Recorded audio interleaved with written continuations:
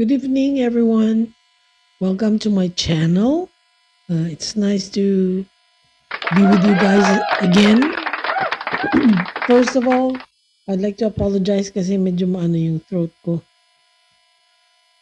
For some reason, masyado siyang makate. Tsaka medyo may konting sipon. So, pagpasensyahan nyo na. Anyway, recently, ang daming nangyayari dito sa atin. Number one, si Senator Bato, missing in action. Nalaman lang niya na may soft copy na sino ba yun? Si Remulla. Bigla na lang siya nawala. Akala ko ba ang tatapang ninyo nung una, di ba? Ang tatapang nyo. O ano na nangyari ngayon? Asan ang mga tapang nyo? Yung nandun sa dahig. Who's this? Si Roque. Dami niyang gano'n. Huda. O yan, tuloy. Imbis na maaprobahan na makabalik dito si Digong, lalong nagkakalintik-lintik. O, kasama na doon yung anak niya. Kasama na doon yung mga followers niya. Actually, it's all your fault why this is happening. Kung ba naman tinikom nyo mga bibig ninyo, siguro na pauwi na yan dito. And like I said, hindi natin hawak ang batas nila. Hindi pwedeng mangyari yung gusto natin. Kasi, dahil nga sa extrajudicial killing, let's face it guys, come on, ang daming inosenteng namatay nung panahon na yun. Let's face it. Syempre, kailangan talagang ganun, panagutan. Huwag tayong magagawa. Ito namang hari, komo malayo, akala mo kung sinong ang tapang-tapang. O ngayon, paano ngayon yan? Ha? Hindi na aprobahan yung asylum mo. Tignan natin ngayon ang tapang mo. Tignan natin. Whatever's happening to Digong right now is all your fault. All of you. Kasi ganito yan. May mga interpreter yan sa loob. Yung mga ganyan, meron yan. Sa United Nations, meron yan. May mga interpreter yan. Kaya whatever you say, nalalaman nila yan. Biruin nyo, sinabi nyo, he was kidnapped. Do you really understand what kidnap means? Huh? How can you guys say that Digong was kidnapped? Nalaman nga ng buong mundo na dinala siya sa dahig. Oh, may kidnap bang ganon? Sana maisip ninyo yan. Pinahamak ninyo si Digong imbis na nakauwi na dito, imbis na pinayagan. Tapos kayo, nandal lang sa humba, dahil sa kung ano-anong issues, mag-aaway-away kayo doon. Nakakahiya kayo. Pag-isipan ninyo yung mga yung ginagawa ninyo na yan.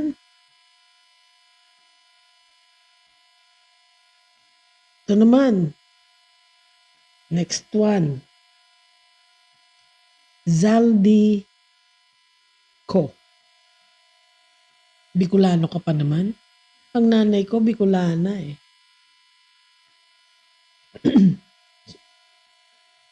Mahiya ka naman, sabihin mo, wala ka na inano doon kahit 5. You're a big fat liar. Paano ka nagkaroon ng mga eroplano na yan? Ha? Ang rangya-rangya ng buhay nyo.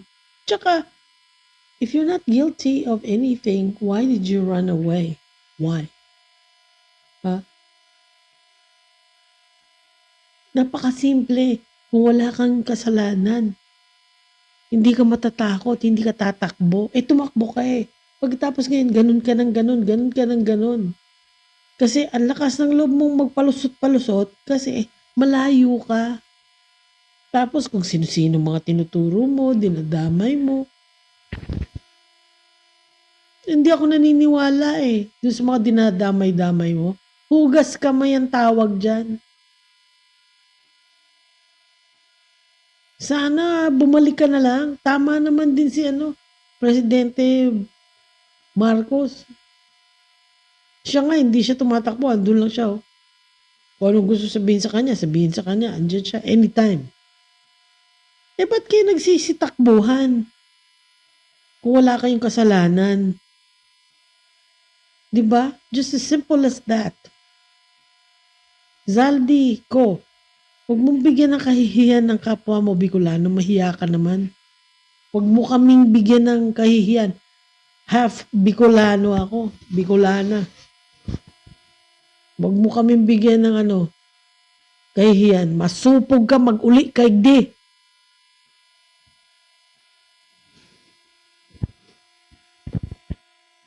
Yan, binikol na kita. Hindi mo naintindihan yon, imposible. Alam ko, naintindihan mo kung ano yung sinabi ko. Utang na loob.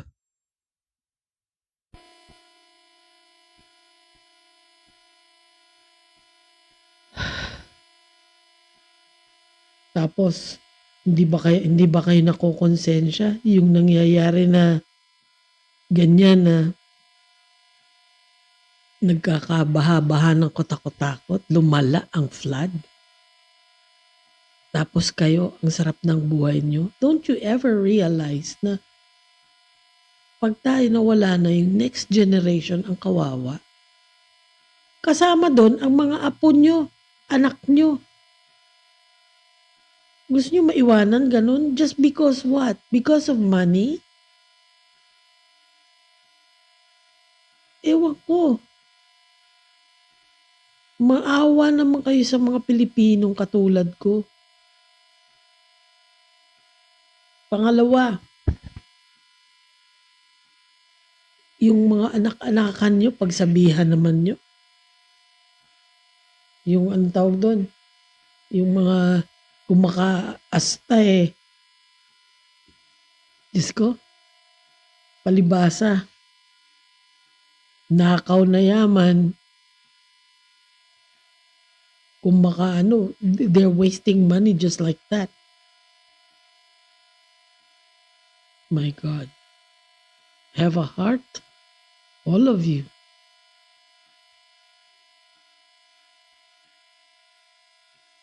And then, ito naman. Move on. Si Senator Robin Padilla. What is wrong with you? Oh my God. What is wrong with you? Ano ba yung sinasabi mo? Ngayon, tinitira mo ngayon si Yusek Claire Castro. Diyos ko, even a child can tell that the voice on that recording is not her. Ang layo naman ng boses. Ang layo. Tsaka ilang beses na yan. Parang mema. Kaya tuloy nasasabihan kang ob-ob. Ako ayaw ko magsalta sa'yo ng ganyan, pero maawa ka. If you have nothing to say that has relevance, don't say anything anymore. Yung mga bumoto sa kanya, ngayon nakita nyo, tingnan nyo yan. Madala na kayo. Kaya nga sinasabi paulit-ulit, vote wisely. Tingnan nyo, Boboto-boto kayo tapos pagka nagkaloko-loko yung binoto nyo, reklamo kayo ng reklamo. Binoto nyo eh. Kaya mag-ingat-ingat na kayo pumili na kayo ng talagang tama. Kasi tingnan nyo, dahil sa mali nyo, ang daming nagsasuffer. May namamatay pa. Diyos ko, mag-isip-isip na kayo sa susunod na eleksyon, mamili na kayo ng tama. Utang na loob. Yun lang sana ang papakiusap ko sa inyo.